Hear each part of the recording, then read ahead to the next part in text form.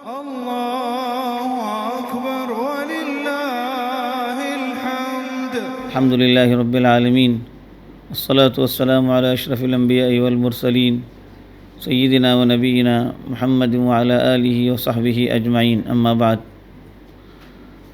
محترم حضرات، بھائیوں اور دوستوں اور میری ماؤں اور بہنوں، ذی الحج کا مہینہ شروع ہو چکا ہے۔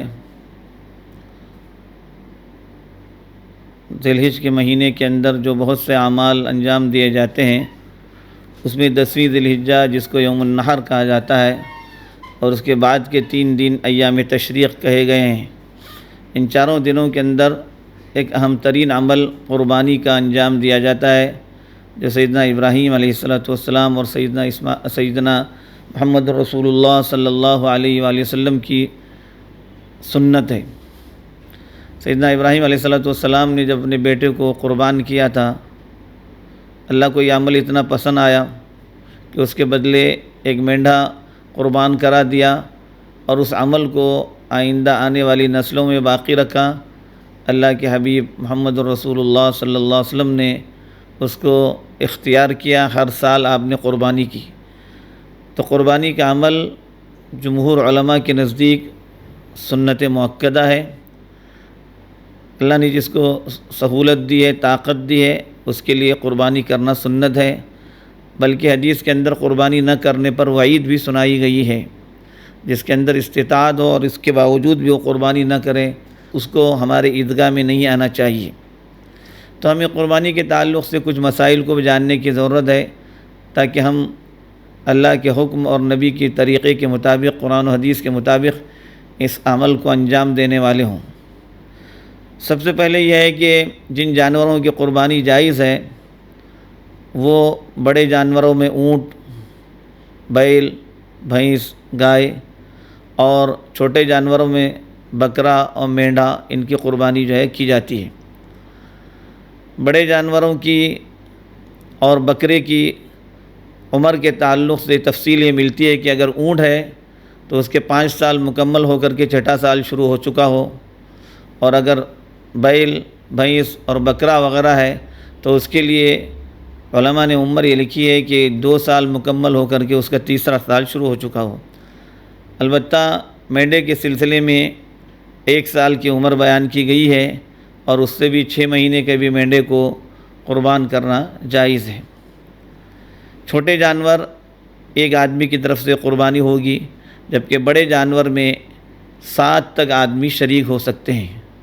اگر ایک جانور ہم ذبح کر رہے ہیں چھوٹا، تو ایک آدمی کی طرف سے قربانی ہوگی، البتہ اپنے گھر والوں کو ہم اس میں ثواب میں شریک کر سکتے ہیں، اس کی گنجائش ہے۔ رسول اللہ صلی اللہ علیہ وسلم نے قربانی کے تعلق سے بتلایا، فَلْيُحِدْ أَحَدُكُمْ شَفْرَتَهُ وَلْيُرِحْ ذَبِيحَتَهُ، تم میں سے ہر ایک آدمی اپنے چھری کو تیز کرے اور اپنے جانور کو آرام پہنچائے۔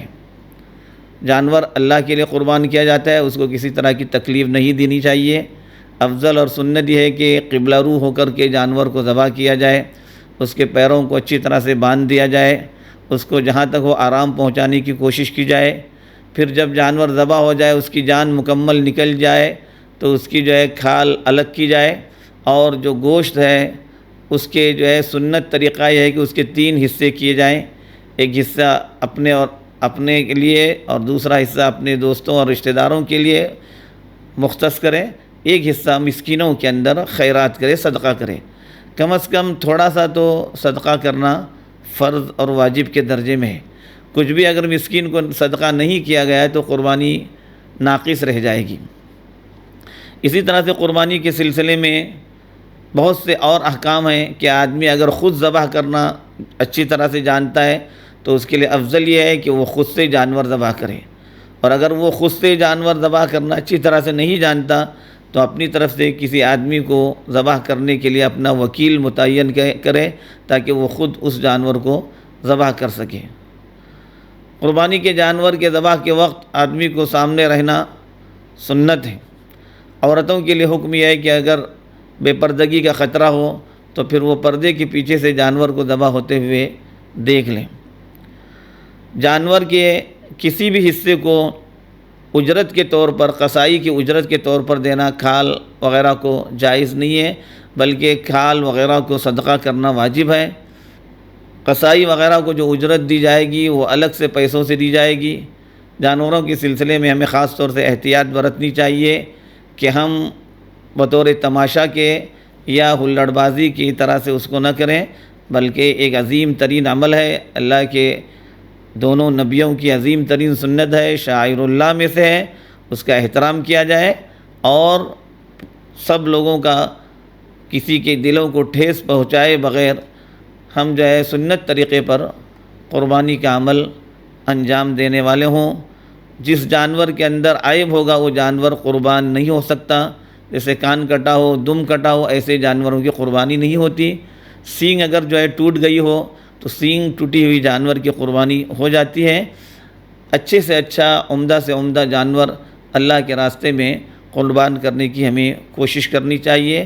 اللہ سے دعا ہے کہ اللہ تعالی ہمیں شریعت کے حکموں کے مطابق، نبی کے سنتوں کے مطابق زندگی گزارنے کی توفیق عطا فرمائے۔